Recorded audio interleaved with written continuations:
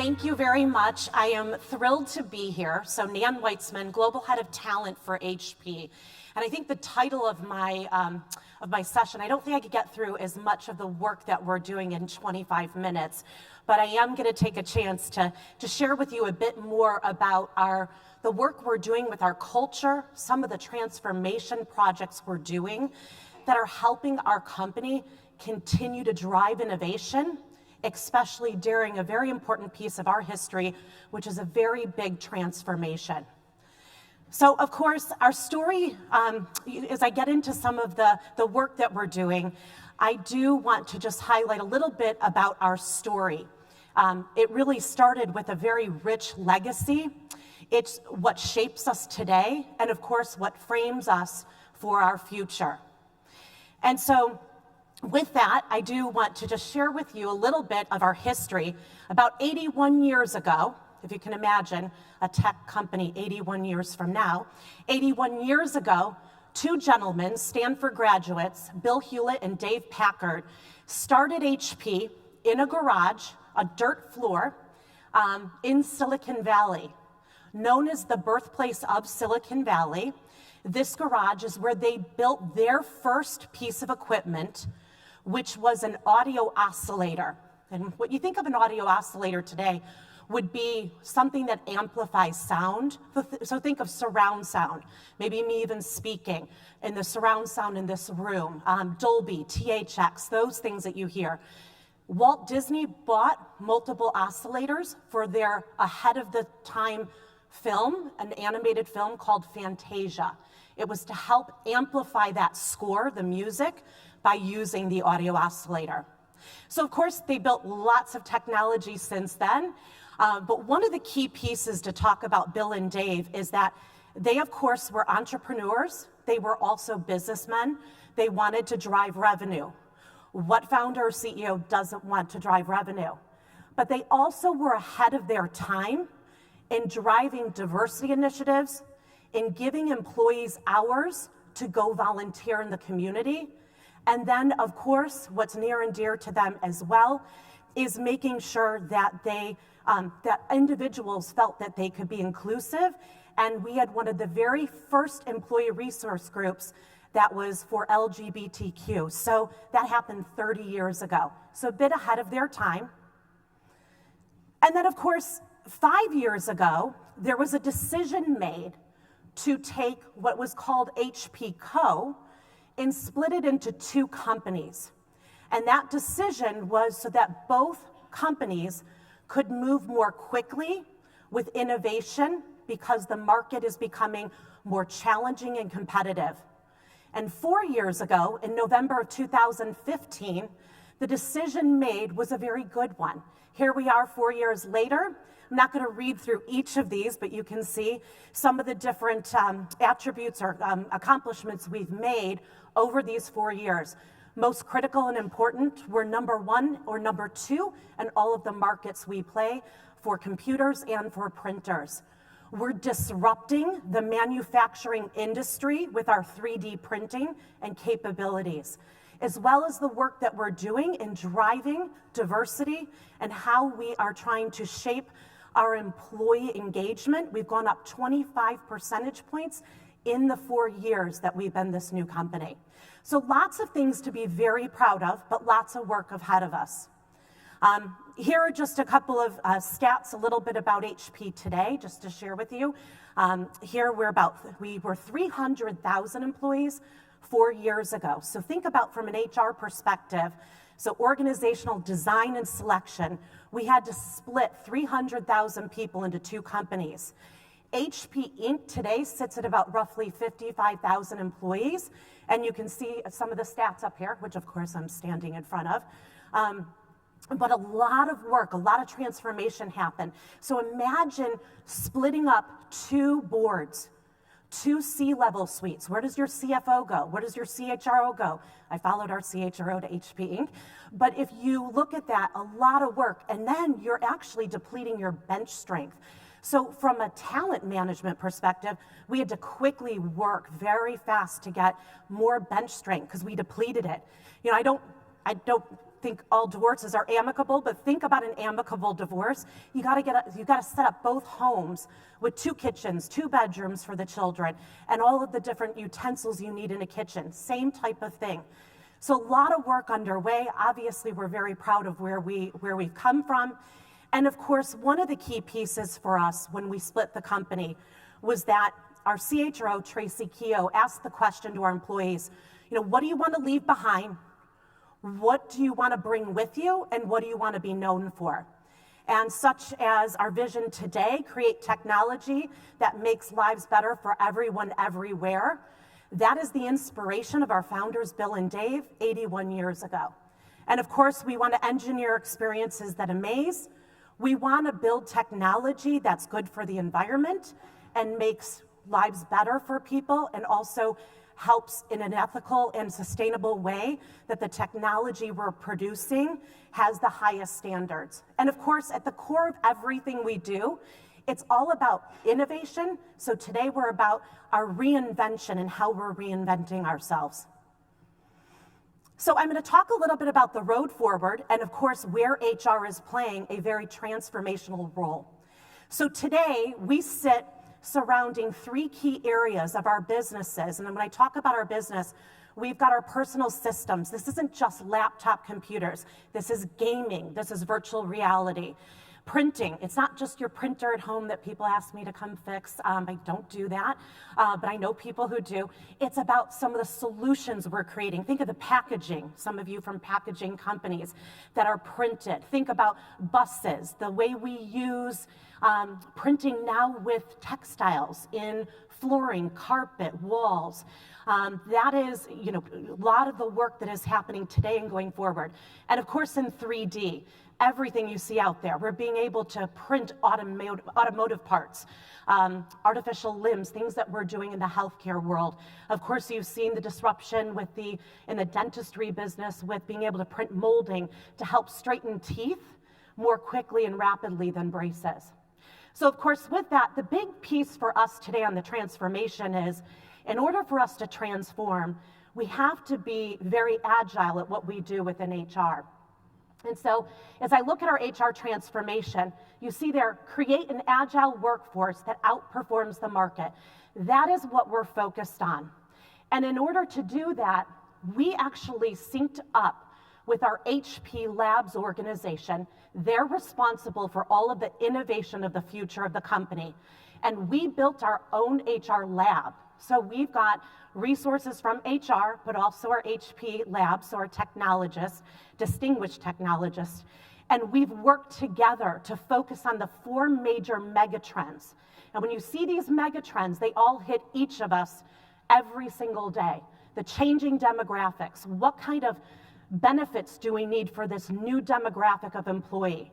When you think about hyper-globalization, I don't know about you, but I'm based out of headquarters. Do I need to be based out of headquarters forever? Do I need to stay in Palo Alto?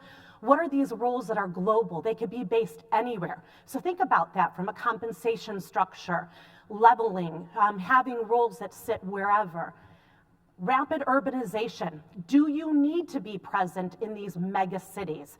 Is that where all the talent will be? Should we be in those mega cities? Should we be in the tier 2 mega cities? And then, of course, finally, accelerated innovation. It's not just about, data science and all of the, all of the artificial intelligence and robotics. It's what are we doing to transform our employees to know the skills for the future and to be able to have those skills today so that they are employable for the future. And then, of course, I wish I had all the time to share the different areas, but I did want to talk about some of the work we're doing in the diversity inclusion space. I will also talk about what we're doing to help reskill and making our employees more, I guess you could say, digitally literate, and of making them more digitally enabled as well. And then a lot about, with this market, and a lot of discussion today and yesterday about the workforce today and the unemployment rate being so low. What am I doing in a company like mine to try to attract talent? Because not everyone's going to come to HP, but I want the right people that fit the culture and where the company's heading. So let me first talk for a couple of minutes about driving diversity and inclusion. And for those of you who represent a tech company, we get beat up every single day about our diversity numbers. We talk about it, but at HP, we actually put actions in place to drive our diversity. It started 3 years ago when the American Bar Association started a committee to drive corporations to have suppliers, outside firms that we may all use, to be more diverse. Kim Rivera, our Chief General Counsel, was one of 3 Fortune 500 CEOs to sign up for it, and it's become a mandate across HP, whether it's finance, whether it's in HR, with any of the suppliers we're working with. As a matter of fact, being a products company, we work a lot with our partners. Those partners, we have a mandate of a percentage of the suppliers, our suppliers have to have a percentage of diversity. So it's absolutely critical. So our words, we have actions behind them. And then of course, a lot of the different awards, many of which we weren't winning prior to the split. But with some of these actions we've taken, we've been able to drive ourselves from a great employer brand and also driving great influence in the market to include diversity and have diversity inclusion at HP. And then of course, a couple of key areas. These are just a couple of the stats that you see up here. One that we're incredibly proud of, and when you have an opportunity to split a company like we did, we actually had an opportunity to take a board and split it into 2. And by doing that, we were very deliberate in selecting diversity for our board of directors. 45% women, 55% minority, of which 30% are from underrepresented groups. Incredibly proud of that, continuing to drive that, and it's a focus for us because we believe, right, it's not just words, it's actions, and you have to see it at the top. If you don't see it at the top, it can't be done in the middle and at the bottom. So how many here, it's kind of hard to see, but how many here are being asked to prepare your employees to become more digitally enabled? How many of you? Okay. Hopefully every hand in the room, because I think everyone needs to. We are in the process of doing just that. So the work I'm about to share with you is hot off the press, but we've been talking for a while about, okay, what are you doing to prepare our employees to be more digitally enabled? We focused on the 5 key areas I think most people are looking at, right? So these are a surprise to anyone. Artificial intelligence, robotics, virtual reality, big data, virtual reality, and cybersecurity. As a matter of fact, in some of our organizations, we're a bit ahead.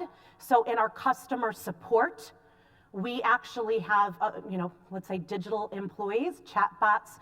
In finance, we have a ton of robotics that went to the back-end processing. And then of course in HR, we use chatbot.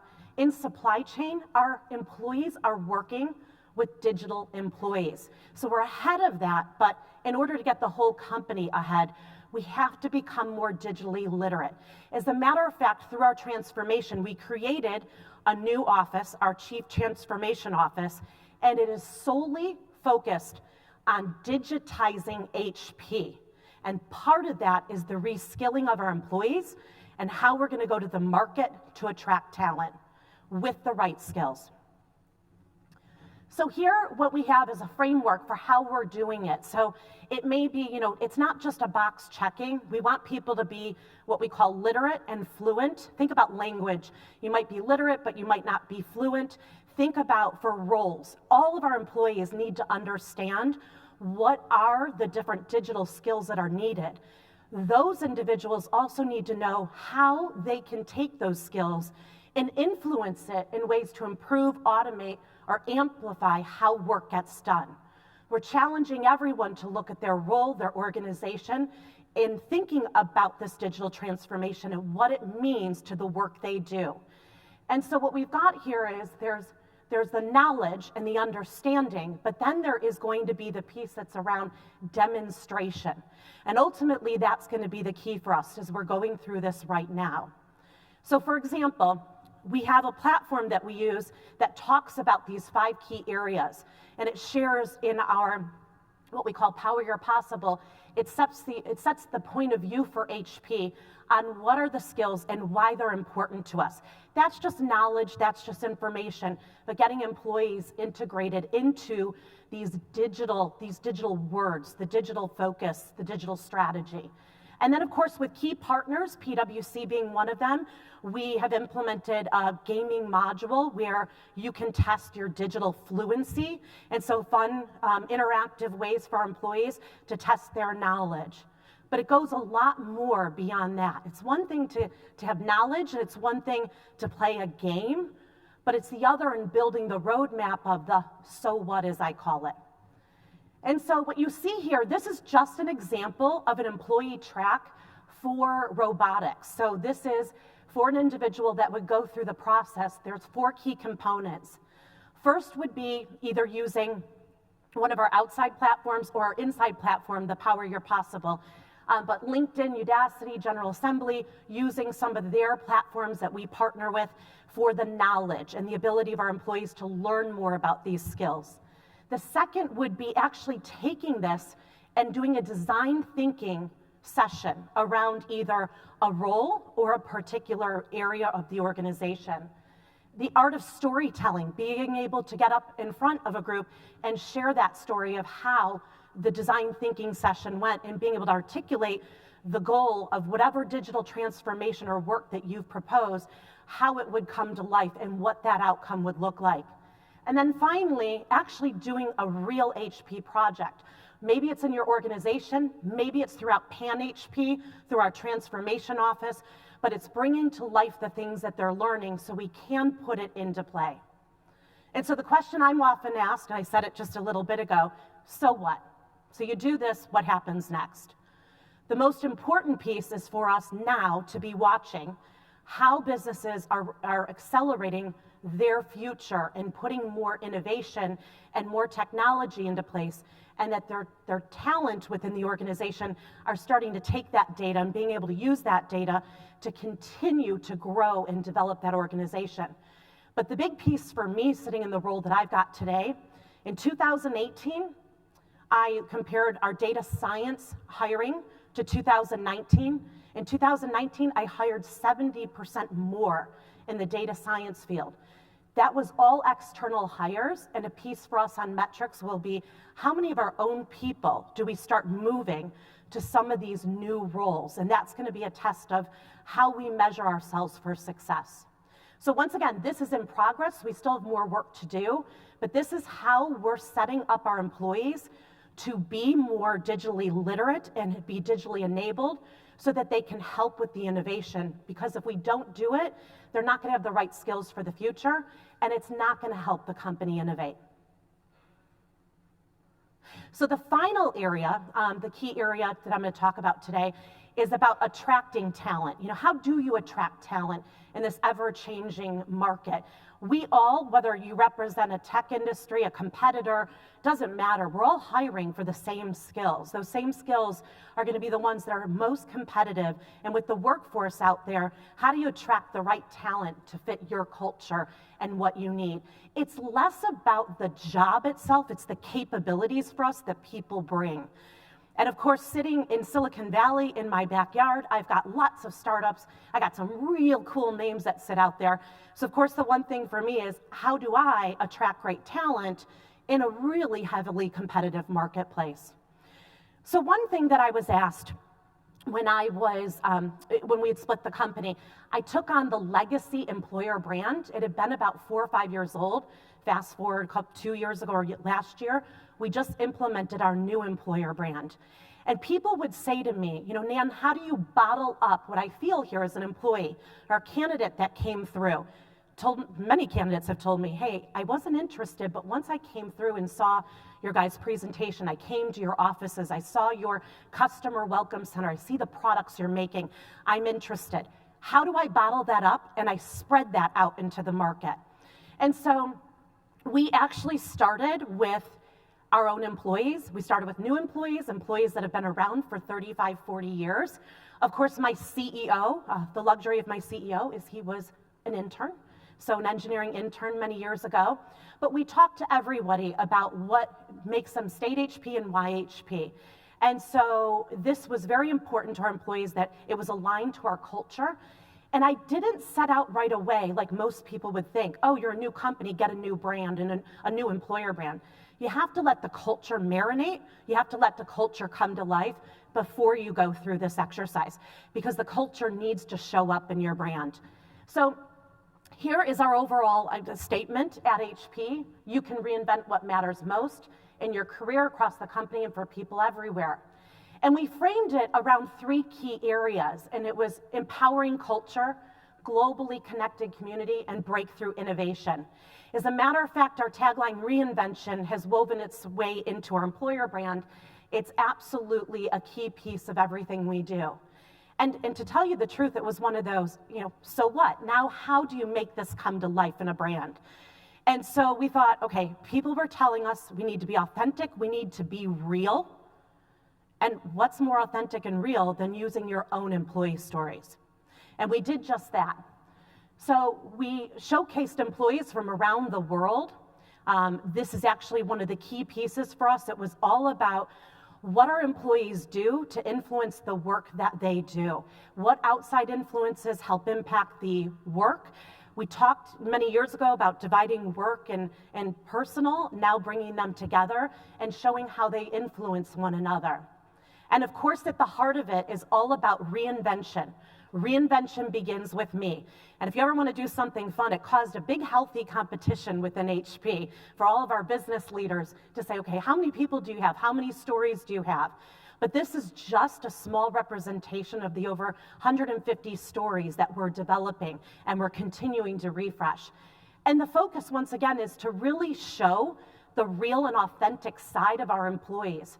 Whether it's Bill, who volunteers to save people from the fires that have happened throughout California, whether it's an individual who's training for the Olympics actually this year and running, and the time she's allowed to go out and run, and the ability to have flexibility to do these things. And not to go through each story, but here is just one I want to highlight. I think I went too fast. Hold on. Hold on, is it there? Let me go back. Ooh. Oh, I don't think it showed up. I'll talk about Sheena. I had a blow-up version of Sheena. I don't think it's showing up in this.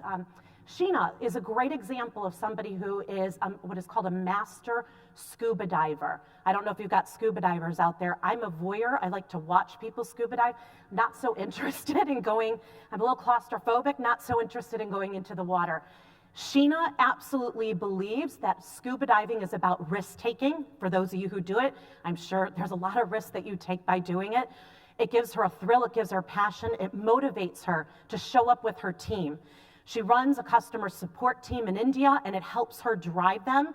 And she also, because she takes risk, and we actually use the growth mindset mentality within HP, where it is okay if you fail as long as you learn from that failing, she brings that risk-taking to her team.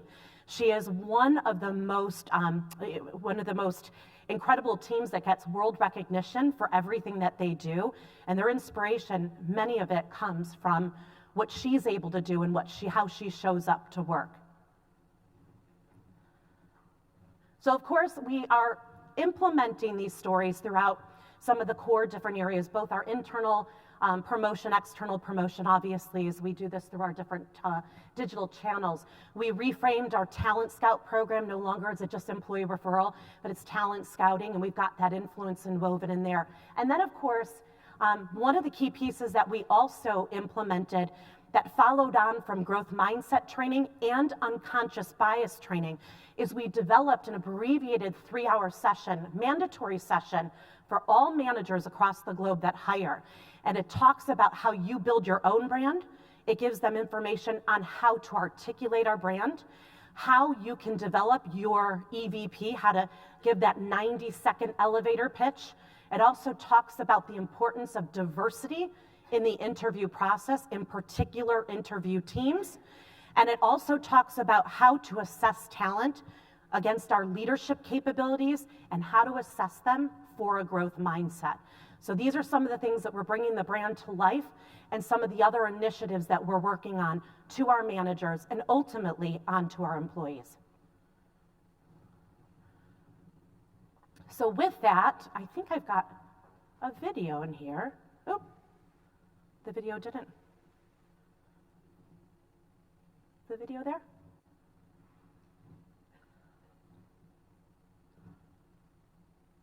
That's okay if it's not there.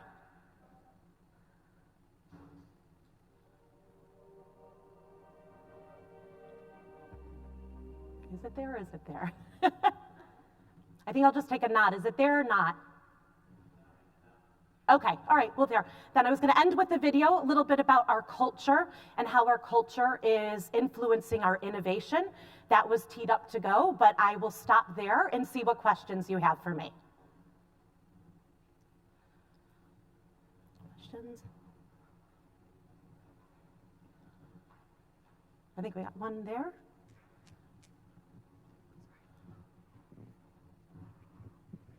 I really like your comments about upskilling some of your personnel becoming more digital, RPA and a few of the other pieces of the AI. Can you say a little bit more about what you're specifically looking to do when you're thinking about job roles, and are you upskilling and reskilling because some of the automation is taking away some of those tasks? And say a little bit more about that, if you would. Yeah, that's a great question. It's a little bit of both. So I brought up the 3 organizations that have actually have rapidly brought automation to their org. So the customer support, we have it in finance, and we have it in our supply chain. What happened in particular in supply chain, and I'll use them as the example, you have employees that started to get really nervous about these, we call them the digital employees. I mean, they have personas, they actually have names. People are working with these digital employees, and so instead of having people fear it, what we ended up doing, and we did it simultaneously, as we started to prepare to move to these digital employees, we started to take our supply chain organization through the transformation first to get them aware of how to work and how these roles are there to help them do a better job at what they're doing. So it was a parallel path there. Now, a couple of other places that may not be as far ahead are trying to keep up. So we did a lot of automation in our finance, but now we're looking at some of these skills and saying, we may not need the traditional, let's say, accounts payable person that used to need, but I need someone who actually understands accounts payable or receivable, but they have to be able to take the narrative and create it into a story and be able to articulate whatever data is coming out. How do they build that narrative, and how do they articulate that story into something more meaningful that then gives them direction on what they or their team should do?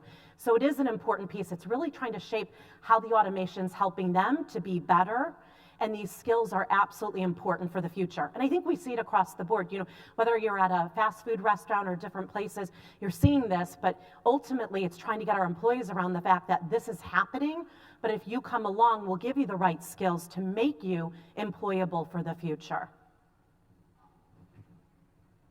Other questions? I don't think, no? Oh, there's, okay. It's along the lines of the previous question around digital literacy. It was interesting to see the employee track that was put together as an example. Where does that live, just in terms of execution in your organization? Is that living with learning and development? Is that living with the business partners in terms of who's taking ownership of that in partnership with the business? Yes, so it's owned by our learning and development organization. So they do own it, but what we did in this last year is we built a transformation office. And so what we're doing there, so we have someone that's responsible for digitizing HP, and part of that is helping our employees be more digitally enabled. So there is influence and connection and a sync with the business, but the actual training, that platform and that track is built through our learning and development team, which sits in HR. Yeah. Other questions? Okay. I think we're good. Okay, well, thank you very much. Have a great afternoon.